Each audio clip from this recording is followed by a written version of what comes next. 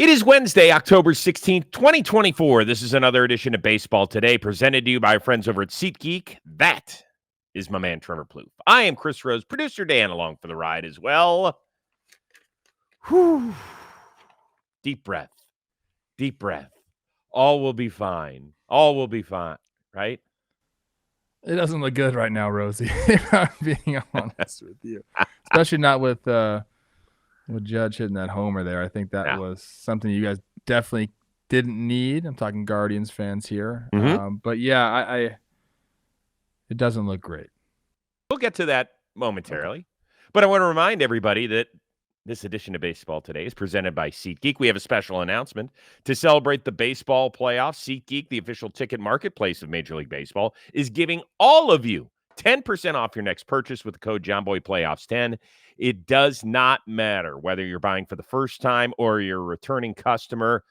Use the code JOHNBOYPLAYOFFS10. They're going to hook you up. That's JOHNBOYPLAYOFFS10 for 10% off your next SeatGeek purchase. You will thank us later. And don't forget, on Friday's show, we'll have our SeatGeek question of the week. Send it in. There's a link in the description. You click that. It'll take you right to the social media channels where you can drop the funniest, most creative, most interesting, most captivating question. And if we pick it, you're going to get a $500 credit on SeatGeek. So that's a pretty good offer. Have fun with it. Yankees are having fun. Halfway home to making their first World Series appearance in 15 years. And yeah, look who got in on the action. Sends one high and deep to center field. Did he get it? Back on it is Thomas. He's at the wall. He got it. It's a two-run home run. Aaron Judge finally connects his first home run of this postseason. It's good to have two more runs there. You know, against a tough team, they got a great bullpen.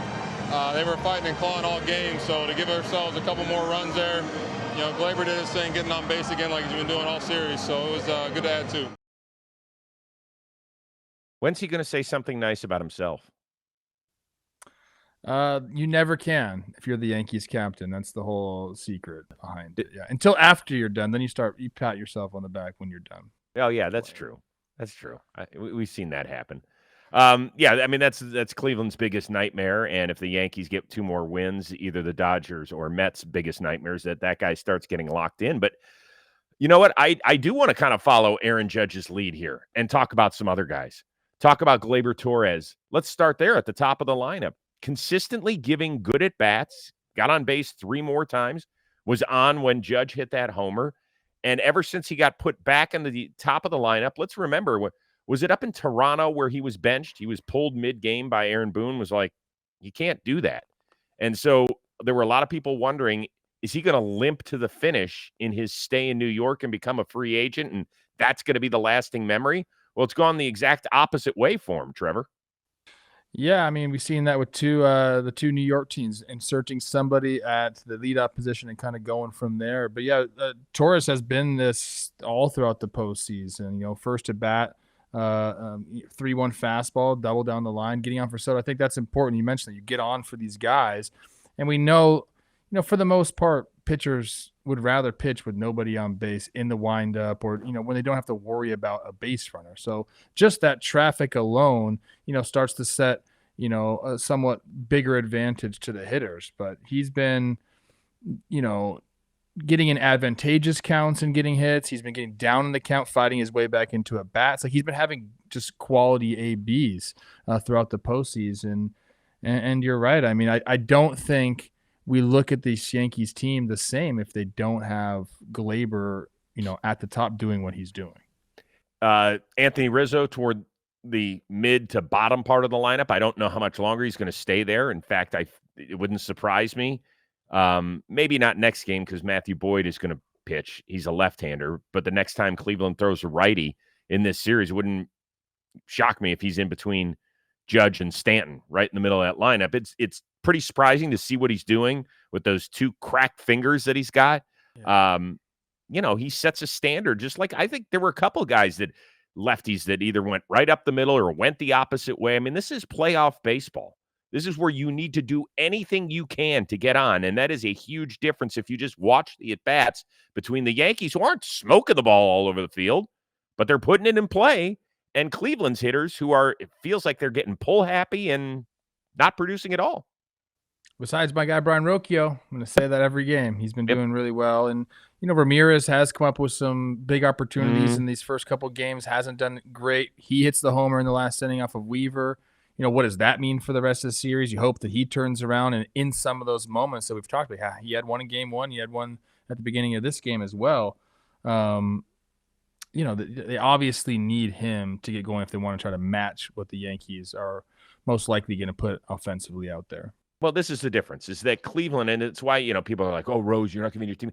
They are trying to thread a needle. Yeah, they had chances, Chris. They totally did. And that's the difference, is that they don't have one. They've had 2 hits in the entire playoffs where they needed a big shot, and they got it. If you're going to play with the big boys, a la the New York Yankees, somebody has got to get something. You can't leave the bases loaded twice and not push across runs. That's the way it is. And then you can't drop pop-ups in the first inning. If you're Will Brennan, you can't boot the ball around in right field. Cleveland has to play nearly a perfect game because of the way they're built. Their starting pitching, when it goes sour, like it did on Tuesday night with Tanner Bybee, he doesn't make it out of the second inning. When Garrett Cole shits the bed, he's still pitching in the 5th. Like, that is the difference between these two teams. Yeah, I would definitely say that. I mean, Josh Naylor looked really good his first 2 at-bats against Garrett Cole. Even almost like mocking him a little bit, playing with Juan Soto. You saw Garrett Cole kind of disgusted. He has a chance to do it again, has him on the ropes. Like you said, bases loaded. He hits a sac fly, but those are the moments you need to pass the baton, base hit, double, homer, whatever it is. You need to get more. They need the crooked numbers, and you're right. It feels like, I don't know if it's necessarily true, but it feels like they have to play close to perfect baseball, and you can't have those errors in the field, and you have to take advantage. I mean, they're going to have to absolutely, if they want to get back in the series, and even going back to the beginning of it, if they wanted to beat the Yankees, they were going to have to do better with them in runners in scoring position, bottom line, and they haven't. I will leave this series at this, because I won't have a chance to talk to my good Cleveland Guardians that might be watching this. You're a Major League Baseball team.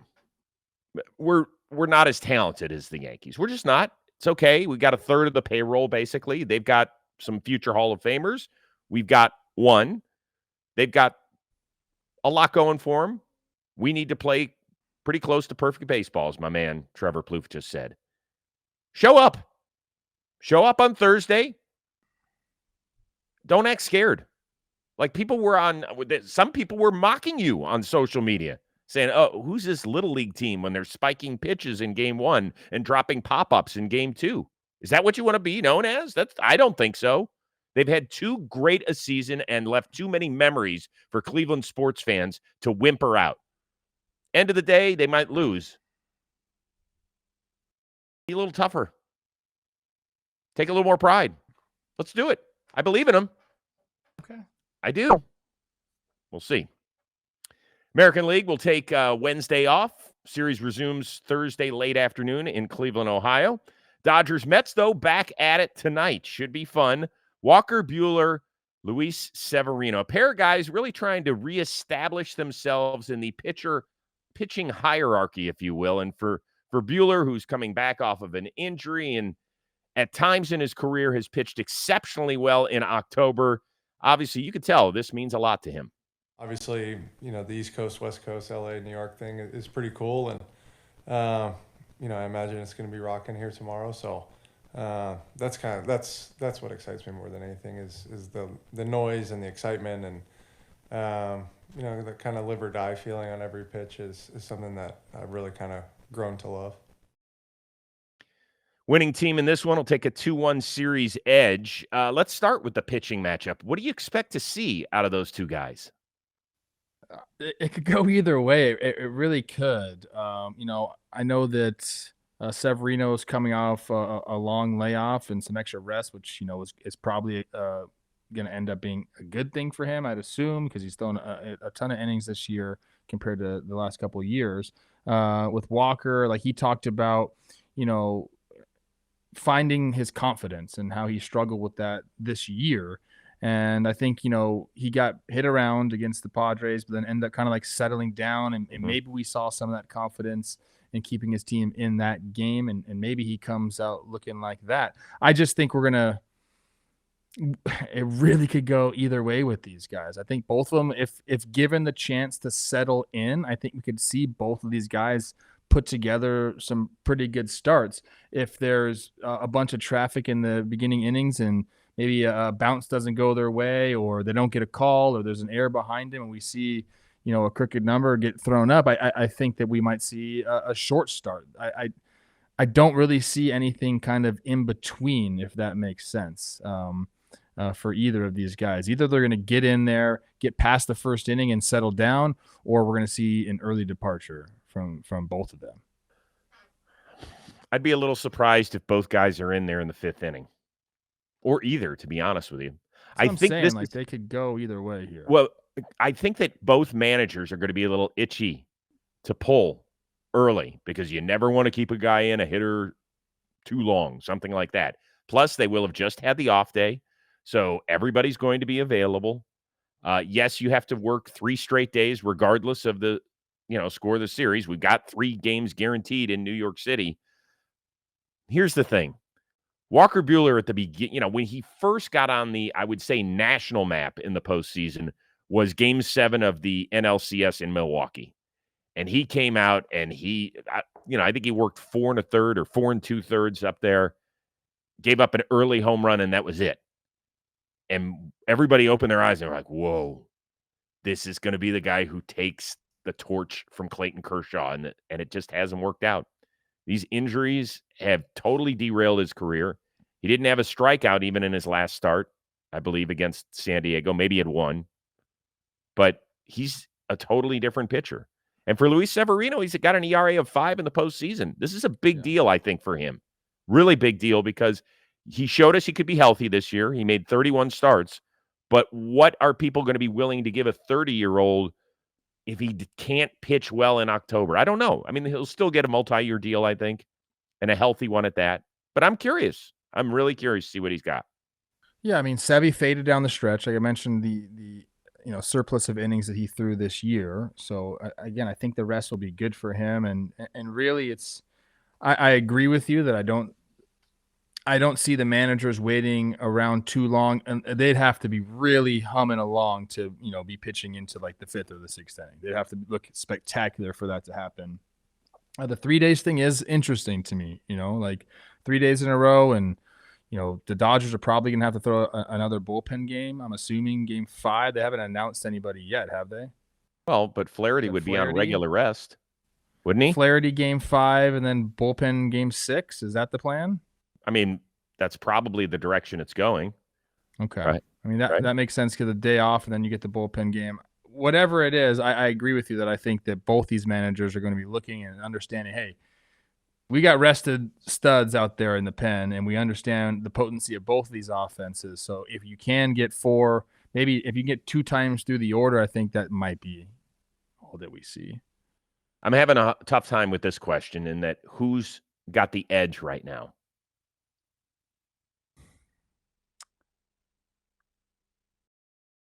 This is such a coin toss series, because I feel like I'm giving you a lot of these answers, but it's genuinely the way I feel. Like I'm very uncertain. Our sponsor DraftKings has the Dodgers as the favorite in the series still. Is that who do you name? The Los Angeles Dodgers? I gut feeling is Mets. I mean, they're playing at home. I just feel like they have some magic. They answered after Game 1, came back and had a really good Game 2. Their pitching plans are interesting though as well. It's Sevy and then Quintana. And then who are they going Game 5? So I mean, it's anyone's series, really.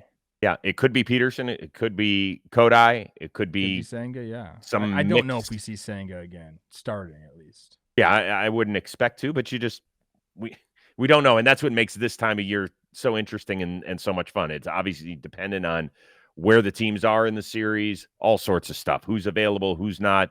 I mean, I know everybody is available at this time of year, but there's certain guys if their relievers are working a third day in a row, you're going to be asking them to face 3 batters, and that is it instead of 5. So something like that. Last thing in this series. You answer the question. I think I like the Mets pitching a little bit more at this point.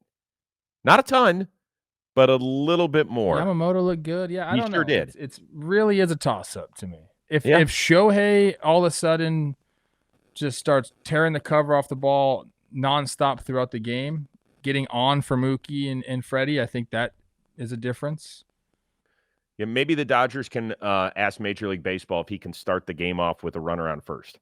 Yeah. Shohei. They talked about, people were saying, do you move him out of the lead-off spot right now? And I think that's silly. I think you want that guy up as much as possible. Yeah, let's not do that now. Give me one guy who is the star in New York the next 3 days.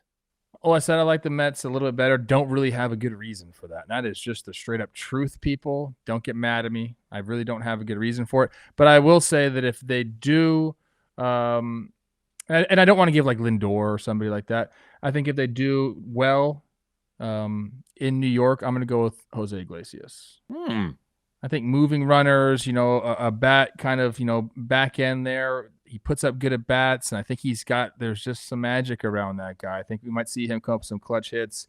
And again, he can do multiple things for you. He can have a defensive highlight. He can hit behind runners. He can drive guys in. I think that he's just kind of got the mojo, man. I'm going to go with the guy about 40 feet to his left, Pete Alonso. Is this the last series that he will don a Mets uniform at Citi Field? Possible. But if so, he's going out with a bang. He is hitting at least one homer in games 3, 4, 5. And it wouldn't shock me if it comes Wednesday against Walker Buehler. He's got 4 homers, 14 lifetime at-bats against him.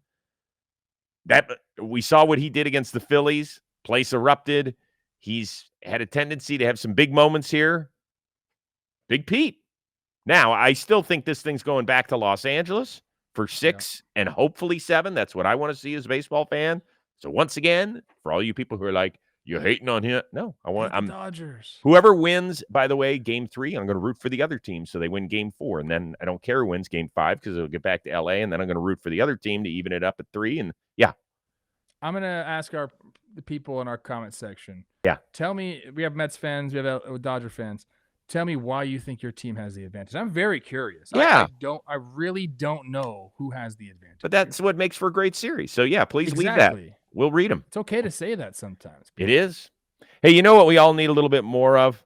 To get off our ass. With bold flavors and a refreshing citrus kick, Mountain Dew will get you off your ass. Have you feeling like you're on an actual mountain.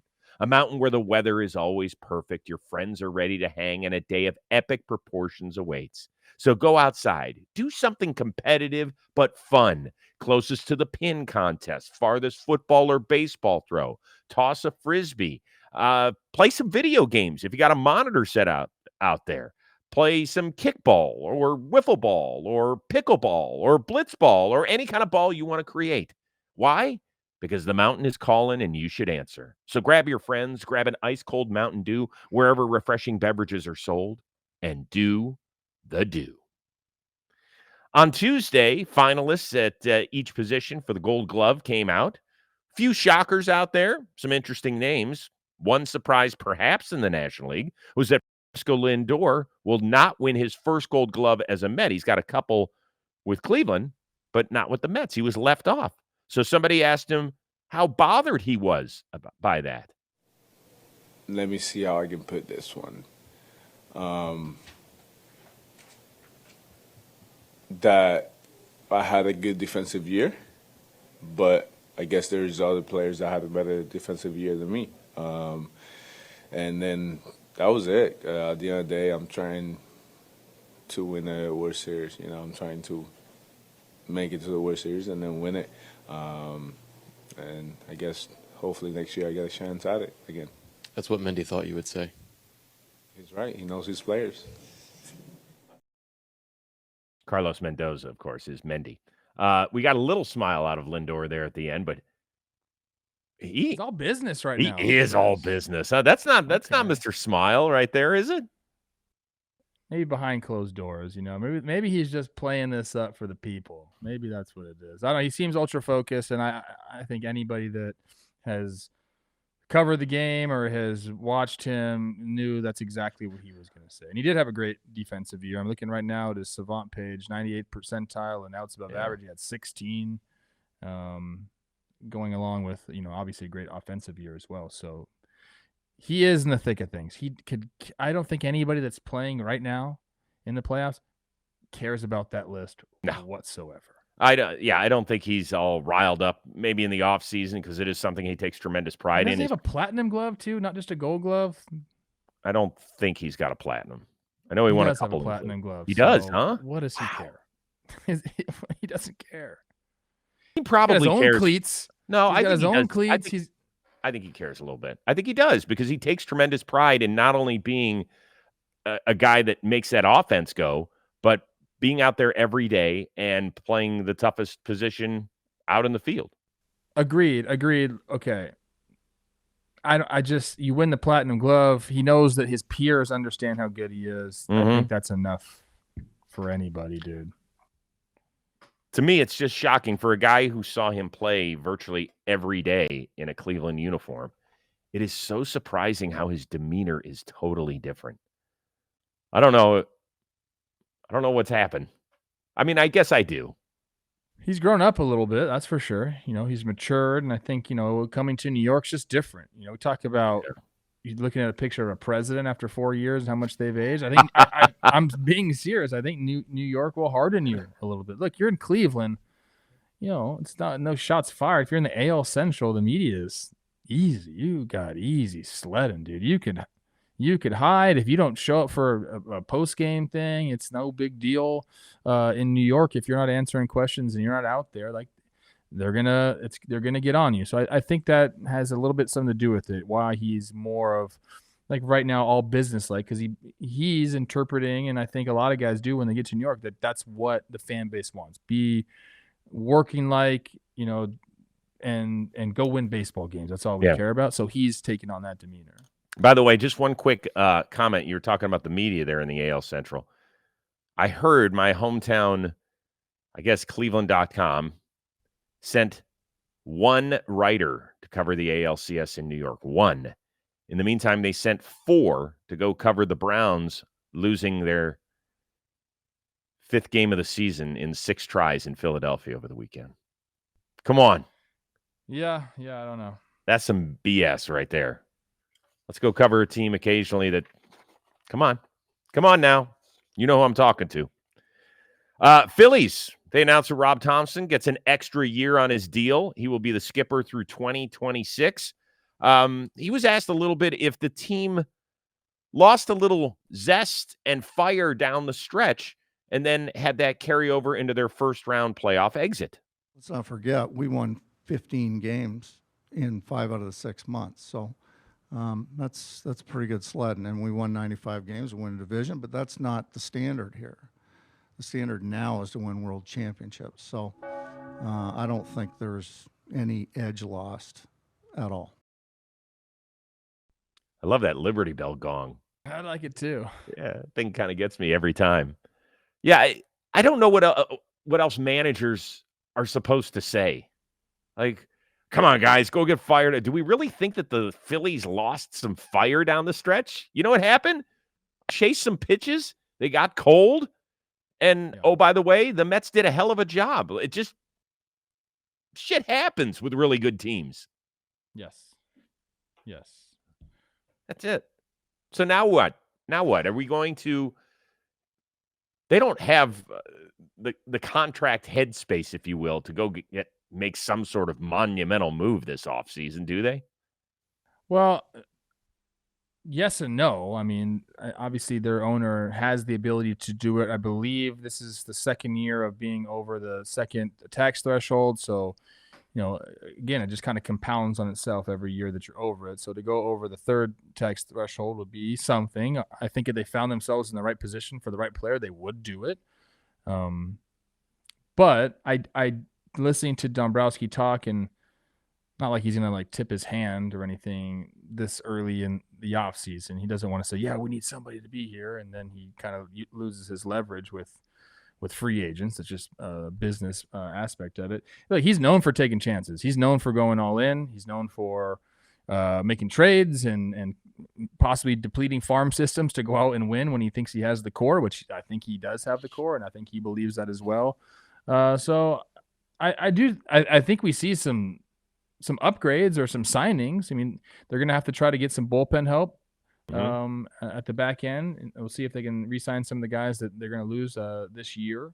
That'd be interesting. I think that's one place that they'll definitely look to sign guys is for the bullpen. And then, I don't think they need what I think is bench bats or possibly like another outfielder they can hit. So here's a couple that I have for you guys. How about that? A couple of them are on the Mets. Like Harrison Bader would fit that team perfectly. I think JD Martinez doesn't fit it perfectly, but I think he's an addition to every single team that I would look into. No, he can't do that because then what you need Schwarber to play left field every day. Bench bat, Chris. Pinch hitting, different role. He's not going to be a bench bat. Will you stop that? Okay. If you pay him enough money, he'll do what you want him to do. Okay. That's not. Why do you think that's a crazy thing? Because I think he wants to be an everyday. He's not even playing right now, Chris. He's not even in the lineup right now at all. I know. So he's essentially a bench bat on the Mets. So why couldn't he do that for the Phillies next year? You just relax. Last one I think is actually a possibility. Yes. Max Kepler. I don't think he's going to cost a ton of money. I think he's going to probably be around like the 12 to 15 mark. He's a good defensive outfielder. They know they can use that. I think he's got more in him. He's been with the Twins since he's 16 years old, dude. Like, I think a change of scenery is going to be really good for him. And if he gets put into a position where it's like, hey, it's time to win, and he's got around all these guys, I think he could be a really, really good fit in Philadelphia. Yeah, that's great. I like that a lot. Not your Guardians. They need a guy that is like a contact dude. Find me Luis Ariz, Stephen Kwan for that team. Guy who can just get on in front of their thumpers because they feel like they had too many of the same guy. And Trey Turner said it after the season. He's like, we got ourselves out a ton. And I don't know. I think that's kind of in the DNA of a lot of those dudes. It also allows some of them to hit 30 or 35 or 40 homers. But sometimes when guys have scouting reports on you and they, do such a deep dive that you can afford to do when you get to the playoffs, maybe they put some holes in those bats a little bit. But they do have $222 million committed to just 11 players next year. So Dombrowski's going to have to get creative. See how it goes. We'll see. Before we get out of here, I got a quick word from my man, Trevor Plouffe. Yes, Chris. Playoff baseball is coming down the final stretch. We're in the CSs. The Yankees are 6 wins away. The team in New York, is 6 games away. Get in on all the playoff action at DraftKings Sportsbook, from same-game parlays to live betting to odds boosts and so much more. DraftKings has you covered until the champ is crowned, hoisting that trophy. Right now, all new customers who bet just $5 will instantly get $200 in bonus bets when you use code baseball today. All one word. Stay in on the action and use your $200 in bonus bets to bet anytime homers on DraftKings. And all you have to do is download the DraftKings Sportsbook app now. New customers use promo code baseball today and bet just $5 on any wager and get $200 in bonus bets instantly. That's promo code baseball today, only at DraftKings Sportsbook. The Mets actually gave us the 3 first pitches, and it's always fun to see who's going to throw out a pitch at a big playoff game. Game 3, Doc and Straw. Game 4, Robin Ventura, Edgardo Alfonso. Game 5, Yoenis Cespedes and Matt Harvey. Didn't both those guys leave the Mets on kind of bad terms? Time heals all wounds, Chris. Matt Harvey. I'm not a big Matt Harvey fan. I don't know how much I even want to talk on this whole thing, but I think there's just like more people in New York Mets lore that you could have went to, right? I mean, Wilmer Flores, bring him out. I don't know. Right. With tears streaming down his face. Yeah. It'd be great. Although I think he had surgery, so I don't know if he can do that. But Matt Harvey during the 2015 World Series, didn't he miss a workout? Wasn't he oversleeping or something? And it became a huge story. Like, what are you doing? And I'm not into it that much, Chris. I know you're not. I know you're not, dude. Sorry. It just Where is caught Wilmer me by Flores? He was in San Francisco this year. I know. But I'm he looking got at hurt. his numbers right now. Yeah, he got hurt. I think he had surgery. All right, my man. I'm going to see you in a bit. I'm going to disappear for a while. Don't take it personally. We got Katie Woo sitting in for a few days. Jolly Olive. Who knows? Maybe his New York Mets will be in the World Series. Holy You can see smoke. a happy Jolly or a sad Jolly. I'm kind of excited for that, guys. It'll be a Jolly, perhaps. Katie Woo's happy. She's in the off season, just enjoying her life. Her Cardinals are fishing in Cabo with my Twins. Right. Well, I appreciate them, their hard work, and everybody who works here on Baseball Today. Ahead of time, next time you can catch me is Sunday morning at 9:30. Huh? Do people know where you're going? Have you even Maybe. announced that? Yeah, well, I mean, it's no. I'm calling the next NFL Network game in London. It's the 1-5 Jags and the 1-5 Patriots. But damn it, we're going to treat it like it's a Super Bowl. Yes. And I'm excited to go to London. So can't wait. That'll be a lot of fun. Wembley Stadium. Never been to Wembley. Ooh. Pretty cool. It's where the English national team plays. Can I house sit? Please. I left some stuff in the fridge. You're good to go. Okay? All right. Yeah. All right. For our one-of-a-kind producer, Dan Rourke, the uber-talented Trevor Plouffe, I am Chris Rose. This show will return on Thursday. It is Baseball Today, presented to you by SeatGeek.